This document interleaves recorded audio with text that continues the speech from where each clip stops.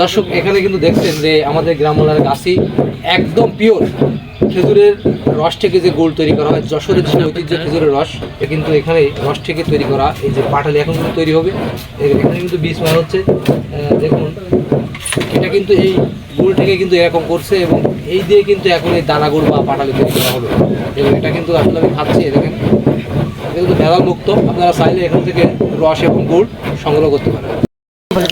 দর্শক এখন কিন্তু সেই পাটালি তৈরি হচ্ছে, দেখুন কীভাবে এই দানা গুড় বা পাটালি তৈরি করে থাকে। দেখতে থাকুন আসলে কীভাবে এই পাটালি আমাদের গ্রাম বাংলা যশোরের ঐতিহ্য ধরে রাখছেন, গ্রাম বাংলা গাছেরা কীভাবে পাটালি তৈরি করেন।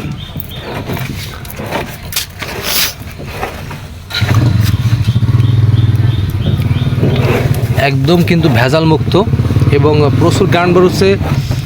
আসলে যে খেজুরের রসের গুড়ে যে গ্রানটা কিন্তু পাচ্ছি, আসলে না খাইলে বা না দেখলে আসলে বোঝা যাবে না আসলে যশোরের সে ঐতিহ্য খেজুরের রসের গুড়ে যে কী গ্রান।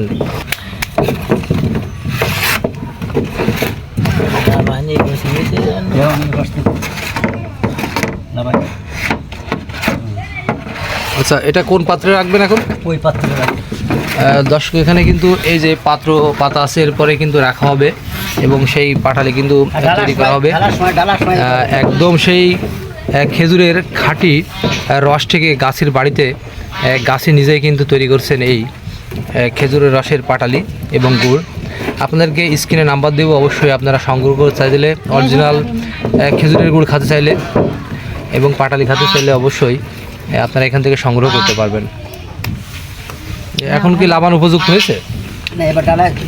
দেখেন বীজ বাড়া শেষে গুড় দেখেন কি একটা অবস্থা। আসলে এই যে গানটা আমি পাচ্ছি, আপনারা আসলেই না খাইলে বা না দেখলে বা এখানে না আসলে আসলে বুঝতে পারবেন না আসলে এই গানটা কত আর সুগন্ধটা কত ভালো।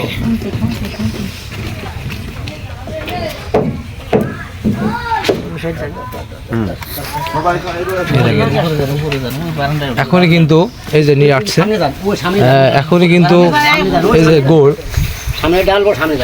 তৈরি হয়ে যাবে।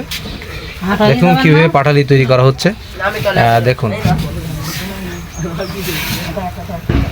এই যে খেজুরের সেই খাঁটি রস থেকে গুড় এবং গুড় থেকে কিন্তু পাটালি তৈরি করা হয়। তুমি এই বাড়ি আসো না, ওই বাড়ি দেখতে না, তুমি গাড়ি করে যাও, তুমি ওই পাশে যাও। তাই এই যে পাটালি তৈরি হলো আমাদের গ্রাম বাংলার গাছেরা কিন্তু অনেক কষ্ট করে থাকেন এবং খাঁটি রস থেকে খাঁটি গুড় পেতে হলে অবশ্যই গাছের কাছ থেকে কিন্তু সংগ্রহ করতে হবে।